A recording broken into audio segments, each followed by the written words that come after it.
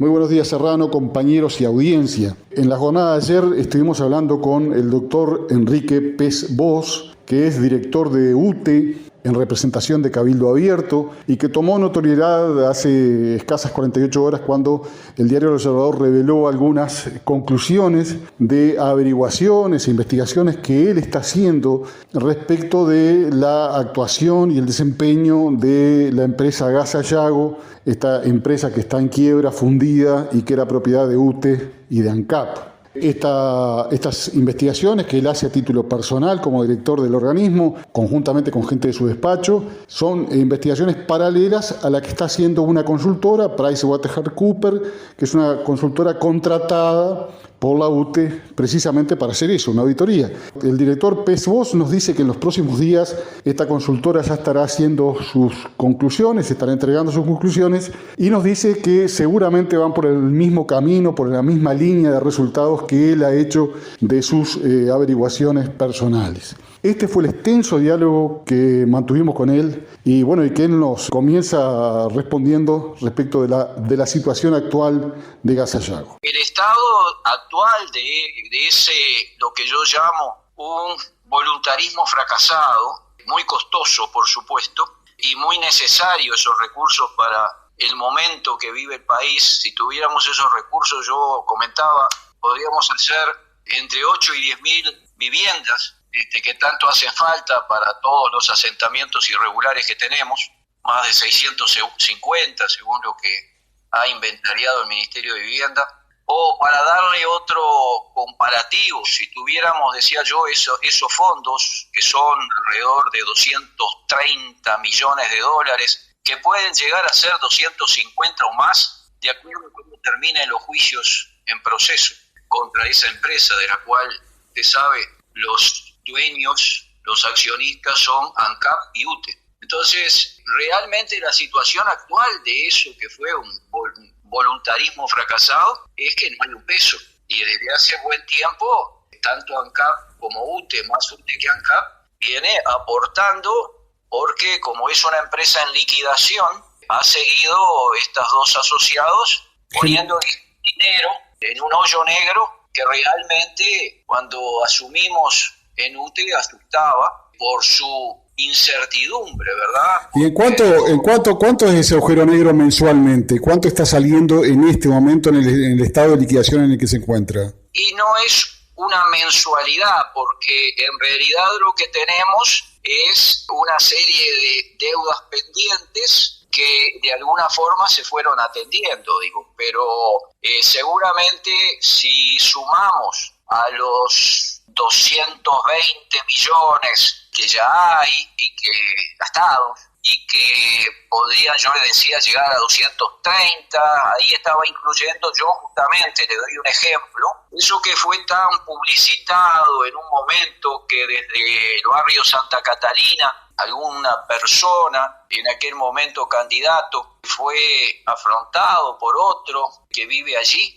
Me refiero a Zabalza y al candidato a intendente en aquel momento, y le dijo, ¿ves aquello? Ah, sí, qué bonito, dijo, y dice, bueno, sí, dice, eso lo vemos todos los días y algo así como nos amarga. Eran los 71 pilotes que están clavados en la bahía de Montevideo, allí en Puntas del Tigre, y eso costó instalarlos más de 25 millones, y ahora nos cuesta más de 5 millones sacarlos, porque son inútiles, ¿no? Están ahí clavados y no sirven para nada, 71. Y si sigue sumando y ve que hay un caño enterrado de 12 kilómetros lleno de nitrógeno, tapado en los dos extremos, que como yo decía, no va de la nada a la nada, inútil, hasta peligroso si se quiere, porque está enterrado y por eso hay que vigilar permanentemente la zona, para que por ahí, por un descuido o por una necesidad, alguien haga una perforación y se encuentre con ese tremendo caño. Bueno, todo eso es parte de este voluntarismo fracasado, que hoy es una realidad, ¿verdad? Es decir, sobre todo entre el 2011, 2012, que se crea Gas Sayago, hasta, yo diría, 2015, en que Gas de France, que era la empresa contratada, se retira, y no se retira gratuitamente, le tiene que aportar $100 millones como multa. En ese momento debería haber sido cuando se reconociera por las autoridades de entonces. Y ojo que las autoridades de entonces no son solo las autoridades de Gas Sayago, porque hay que tener en cuenta que el directorio de Gas Sayago estaba integrado específicamente por representantes, directores que a la vez eran de UTE y de ANCAP. Eran representantes en el directorio de Gas Sayago por ser 50 y 50 los accionistas. Quiere decir que la responsabilidad, desde mi punto de vista, de lo hecho, es no solo de Gas Sayago y sus gerentes y sus funcionarios, sino de los que realmente tomaban las decisiones, que eran los directorios de UTE y ANCAP, ¿no? De esa época. Doctor, en sus declaraciones al diario El Observador usted hablaba de que ni siquiera, al menos en lo que tiene que ver con los análisis y las investigaciones que ha hecho particularmente usted, ni siquiera hay estudios de factibilidad. ¿Puede ser cierto eso? ¿Puede ser que se haga una obra de tal magnitud sin estudios de factibilidad? Bueno, que son, digamos, el ABC de cualquier proyecto, de cualquier iniciativa, digamos. Nadie invierte un peso sin haber estudiado si le puede sacar rentabilidad o no, digamos, ¿no? Y sí, yo para aquellos que trabajan más técnicamente en los temas de proyectos, consideramos que hay por lo menos 4 etapas. Primero hay una idea, después se mejora un poco esa idea y se hacen algunos estudios más y se llega a un perfil, y finalmente hay una prefactibilidad y una factibilidad. Bueno, yo creo que puedo afirmar de que no pasaron de idea, es decir, hicieron estudios sueltos, pero para que usted me entienda, hay algo fundamental en todo proyecto, que es estimar bien la demanda. Nadie se pone a producir y armar, invertir, si no sabe a quién va a vender, cuánto le van a comprar el producto, ¿no? Exacto. Esa demanda en el proyecto original era el 50% de lo que se produjera iba a parar vía el gasoducto Cruz del Sur, se iba a consumir del lado de la Argentina. Y quedaba el 50% para el mercado nuestro, para el mercado doméstico, que se lo iban a repartir entre ANCAP y UTE. La historia nos muestra que antes incluso de empezar las contrataciones, porque una cosa es dedicarle tiempo a hacer numeritos y bueno, siempre hay tiempo de arrepentirse y no invertir. No,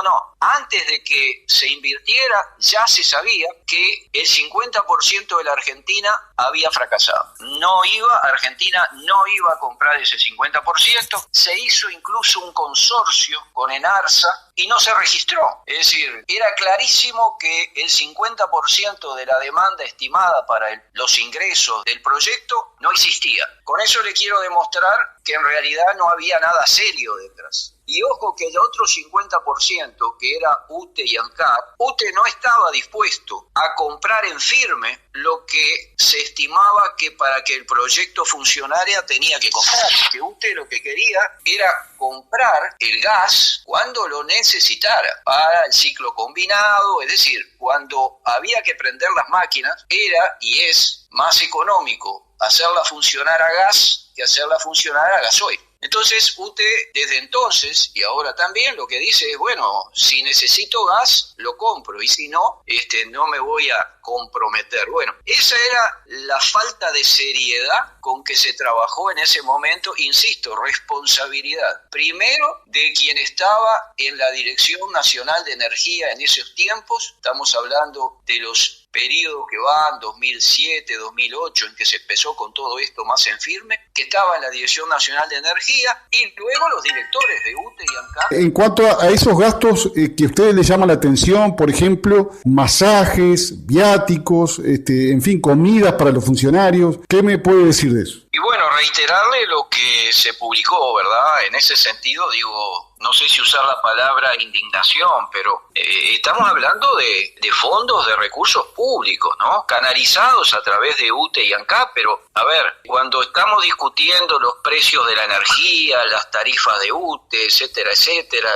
el costo del combustible, y vemos cómo se dilapidaron estos fondos, que, le reitero, yo le comenté, digo, pero mire que estos fondos, si los tuviéramos hoy, por ejemplo, tanto que se habla hoy de compensar a los que están sufriendo más las pandemias, etcétera, etcétera. Si usted hace un cálculo rápido, esos fondos le da para 80.000 sueldos mínimos, para 80.000 familias de aquí a fin de año. Es decir, no estamos hablando de de millones de dólares que bueno, sí, se gastaron. No, si los tuviéramos, podríamos no solo, si lo tuviera UTE, solucionar algunos problemas que todavía tenemos en la distribución de energía, las redes y todo lo demás. Si no, el Estado podría hacer justamente esas inversiones sociales, como es darle un sueldo mínimo a 80.000 familias de aquí a fin de año, o hacer 8 o 10.000 viviendas. Es decir, si usted cuantifica en viviendas, por ejemplo, ese caño enterrado, bueno, usted ahí tiene una cantidad de viviendas que se podrían hacer con eso inútil por siempre. Y ni le digo, que no se lo mencioné todavía, pero el dragado que hicieron para hacer un canal y que hoy ya debe la naturaleza haber recuperado su estado natural, es decir, ya lo debe haber tapado, igual que cuando uno ve los chiquirines jugando en la playa haciendo un pozo en la arena y a la mañana siguiente eso está tapado por el agua. Y esto es lo mismo, cuando usted draga y no mantiene, va a estar todo cubierto, y el dragado se hizo allá por el 2013, 2014, quiere decir que ahora ya eso es como los caños enterrados. Si usted cuantifica todo eso y dice, ¿qué estuvieron haciendo? Y arriba ve sueldos de $16.000 mensuales, es decir, más de $200.000 al año para la gerencia general, para una persona solamente. Usted dice, pero caramba, debe haber sido porque lograron un proyecto maravilloso y se están repartiendo los beneficios. No, cuando ya se iba Gas de France, es decir, cuando ya era un fracaso total, igual cobraban $16.000 por una gestión fracasada, obviamente. Y como yo lo decía, cuando reciben los 100 millones de dólares que paga de multa Gas de France, en lugar de decir, bueno, esto no funcionó, paguemos las deudas que quedan y vamos a dedicarnos a otra cosa. No, siguieron facturando, como decimos comúnmente, y durante 4 o 5 años más, hasta el 2019, en que se terminaron se liquidaron, se comieron los 100 millones de dólares, dejaron en el 2019, a fin del 2019, la caja en cero. Entonces, ¿qué hicieron? Liquidación. Y como usted me preguntaba hoy, y yo me desvié un poco del tema, hoy la caja está en cero. Por eso es que entre UTE y ANCAP le están financiando los gastos, ¿no? Porque es una empresa en liquidación, es decir, ya no queda nada. Ese es el gran tema, porque ¿qué vale ese caño enterrado? Nada. ¿Qué valen esos 71 pilares clavados en la bahía? No solo no vale nada, sino que hay que sacarlo, hay que gastar otros 5 millones. ¿Qué vale eso que está bajo agua, que costó más de 50 millones de dólares, el dragado? Y no vale nada. Entonces, si a todo eso usted le agrega que esa misma gente se premiaba con $16.000 mensuales, con gimnasia y masaje laboral, gimnasia laboral y masajes, con tanta cosa que hasta irrita, digamos, de poder comentarlo, caramba, es un tema que debería dar vergüenza, ¿no? Y como ya no tenía nada que hacer, le doy otra pildorita. Como ya obviamente en ese periodo, 2015, ya se había ido la empresa, las empresas que venían o que trataban de traer como inversores nuevos, sustitutivos, cuando veían que del 100% de la demanda, el 50% no existía porque a Argentina no le interesaba, y el otro 50% no podían convencer ni a los propios socios de que firmaran que iban a comprar lo producido, obviamente se daba media vuelta y se iba. Entonces no había con quién trabajar. Y como no había con quién trabajar, a que no sabe lo que hacían. No. Financiar maestrías y posgrados. Se gastaron más de $70.000 en maestrías y posgrados de 3 o 4 funcionarios jerárquicos de Gas Allá. Si falta algo para estar indignado con todo esto, me avisa y lo busco, porque hay tanto que la verdad que es complicado hasta decirlo y que no se le caiga un lagrimón, dijo uno, ¿no? ¿Qué podríamos esperar los ciudadanos, digamos, del resultado de esta auditoría? ¿Se puede estar ya adelantando una denuncia penal, alguna actividad desde el punto de vista parlamentario? Y Horacio, yo la verdad no tengo recursos como para adivinar el futuro, pero tengo elementos para pensar que una vez que el directorio reciba el informe final, que va a ser en estos días, seguramente antes que termine mayo, porque así lo dice el contrato que celebramos con Price, que es la auditoría externa, que nos está llevando adelante la auditoría de este proyecto, casi me confundo yo mismo, de este voluntarismo fracasado. Yo creo que el directorio alguna medida de ese tipo va a tomar. Yo no sé qué decidirán, somos 5 en el directorio. Si fuera por mí, le estoy contestando ya. Creo que esto, por todo lo que más o menos le comenté y cosas que han quedado en el tintero, por ejemplo, que los estimados de inversiones cuando se llega a la contratación se duplican. Y ni le digo temas como, por ejemplo, que tienen que ser investigados seguramente, como por ejemplo las contrataciones que se hicieron. Porque casualmente, y yo no creo en las casualidades, la empresa Gas de France, que al final terminó yéndose, se dice por ahí porque, bueno, de alguna forma estaba OAS de por medio y OAS tenía vinculación con Odebrecht. Eso no tengo pruebas, pero se dice por ahí que puede ser eso. La cuestión es que todas las empresas venían cercanas a ustedes, venían de Brasil. Es decir, la mayoría de las empresas que actuaron, el caso de OAS, el caso de la empresa que OAS, usted sabe, ya le comenté, es la que se encargó del gasoducto, ese caño enterrado. Pero los pozos en la arena que ya se taparon, que era el dragado, que fueron más de 50 millones de dólares, era también una empresa de Brasil. Estoy seguro que era de Brasil porque en el nombre dice una sigla de Brasil. Es decir, está integrado al nombre, así que no cabe duda que es de Brasil. Y tampoco no sé si será casualidad, pero todo esto se hizo básicamente entre el 2010 y el 2015.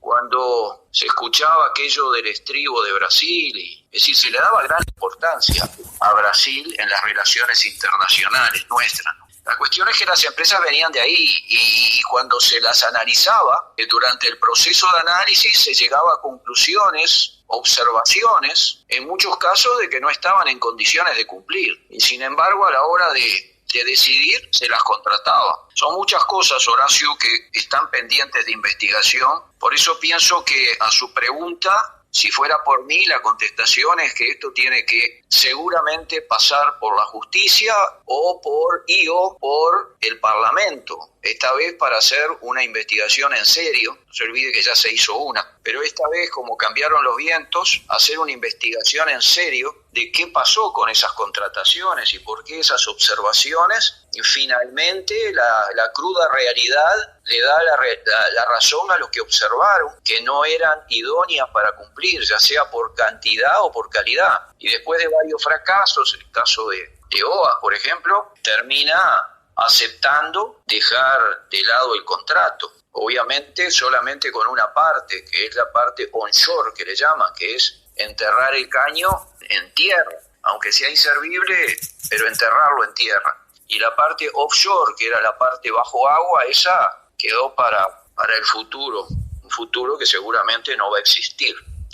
Entonces le digo, hay mucha cosa, Horacio, para investigar. Digo, yo les mencioné algunas, pero hay cosas ya más de detalle. No quiero entrar en cifras menores, porque cuando uno habla de 40, 50 millones de dólares, hasta le cuesta hablar de otros ganadores. Como por ejemplo, porque mire que acá perdió el Estado, pero ganaron mucho. Ya le dije, $16.000 mensuales, caramba, $200.000 por año. La verdad que yo diría que los que estaban en ese cargo eran ganadores. Y 22 pescadores que estaban ahí en esa área pescando, en Puntas del Tigre, que aparentemente acostumbraban pescar ahí, les pidieron que como iban a clavar esos 77 pilotes en el agua, que ahora hay que sacarlos, les pidieron que se corrieran, no que dejaran de pescar, pero que se corrieran. Y seguramente dijeron, de ninguna forma, ¿cómo me voy a correr si estoy acostumbrado acá? Bueno, pero mirá que si te corres, entre los 22 te vamos a dar más de $1.200.000. Es decir, que si hacen cálculos, no les parece mal correrse unos metros, porque por ahí siguen pescando, pero tienen $60.000 per cápita para disfrutar de la vida. Y todas esas cosas se hicieron en ese periodo, y como yo le decía,